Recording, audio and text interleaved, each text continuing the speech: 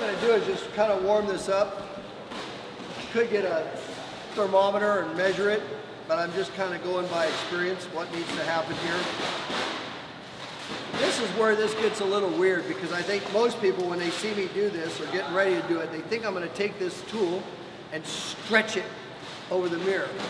But I'm actually going to do the opposite. I don't want to stretch it. I'm trying to avoid stretching, you know, or at least pre-stretch it and then shrink it at the end. So basically, let me get this pretty warm. I think that's good. You can shut that off. And then I'm going to stretch it. Now this one I'm doing a little weird. You see how I'm off the side like this? It's because of that mirror shape. How all the problem is at one end and not the other. I did one like this in California last week. It was a pretty hard mirror, but not even this one's a little harder. This area is a little more difficult.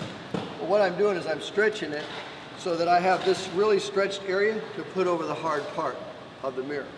If I do it in the middle, then I'm going to try to take this part and get it all the way in here. I have too much excess here. So that's kind of the general technique, and I'm not even sure that I even came close to stretching that as much as I should have, and I could probably do it again. Remind me later, we can do this instead of that for this test. Maybe. It's not stuck to anything, so it may not work. I usually take it off the ring next, because I'm not using this as a tool to make the application stretching easier, but just to give me this pre-stretch. So I don't need this ring anymore.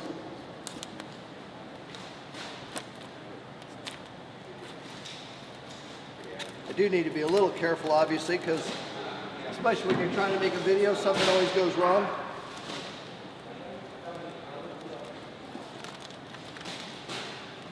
So I'm going to take that piece of vinyl that I stretched, and I'm going to look at the part that I stretched with my knee the most, right here. I'm going to try to put that right there. Like that. Now what I'm going to try to do is get part of this installed. I don't mind having that spray bottle. Can I have that water? But I know this is going to be the toughest part over here. I'm going to try to kind of get that going. Switch sides real quick. There we go. Okay, now I'm going to switch to a heat gun.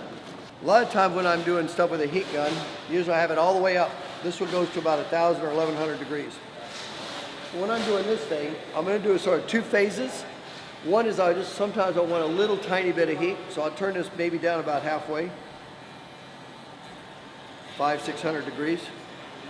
And if it had an adjustable fan way down, I just want a little bit of heat in the beginning. I don't want to heat the whole thing up. I just want to heat that little spot maybe. Take out some of that stretching that I did, but watch this area here. Let's see what happens. Did you see it shrink?